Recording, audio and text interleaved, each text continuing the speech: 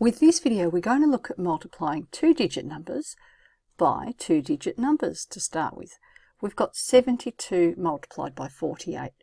Now, if we thought of the area method, we could think of 72 as being 70 plus 2, and 48 as being 40 plus 8.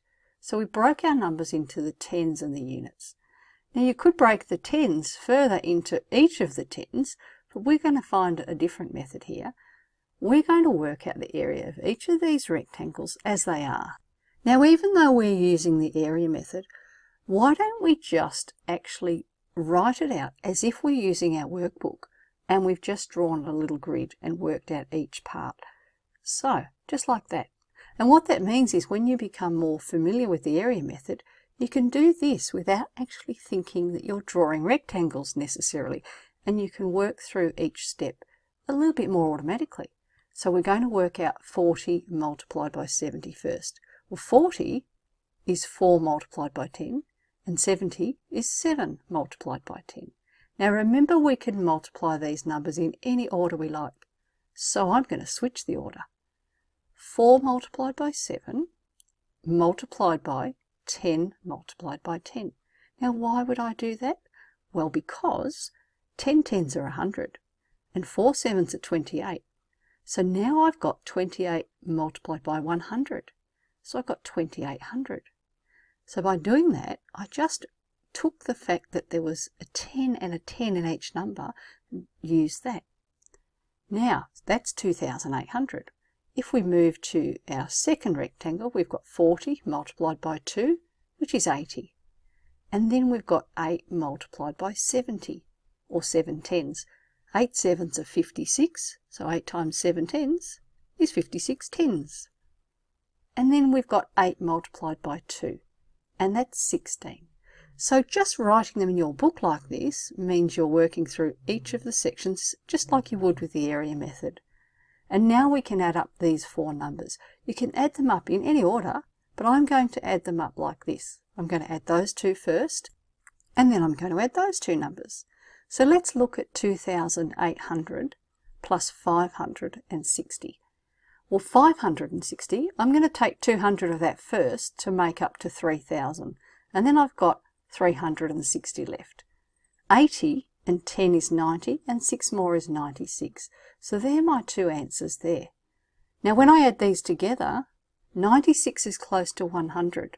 So I could add 100 and take away 4, or you could actually add 40 on to make up to 3,400 and then add the 56 on, 3,456. There's quite often more than one way to solve these. So the answer to our multiplication problem is 3,456. Let's work out one problem two different ways. See if there's a method that you find easier.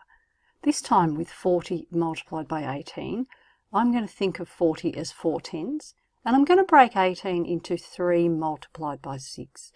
And the reason I'm doing that is I'm not very good at my 18 times tables, but I'm okay at 3s and 6s.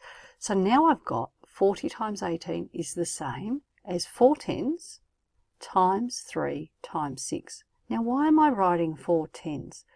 Well, because I'm going to leave the tens there, but think about the 4. So I'm going to just shade the tens a bit lighter. It's still there, but I want you to focus on the number 4. 4 times 3 times 6. Now I can do 4 3s, that's 12. So 4 tens times 3 is 12 tens. And then I'm going to multiply by 6. So that is 6 12s, and that's 72 with the tens. 72 tens, so I've darkened that again now so we can see that. 720. So that's the answer, the first method, 720. Now let's try a different way. This way, I'm going to multiply 40 by 10 plus 8. Now, I can use the distributive method of multiplication here because 40 times 18 is the same as 40 times 10 plus 40 times 8. So this time we're adding when we're multiplying, but we're not changing the answer at all, or the numbers, but we're splitting 18 into two separate numbers and then adding two separate multiplications together. 40 times 10 is 400, and 40 times 8, once again, I'm going to think of it as 4 tens times 8. And that's 400 plus, well, 4 eights are 32, and it's 32 tens. So 400 plus 320, and that is 720. And that's what we got the first time. So that's a great way to check your answer as well by working it out two different ways.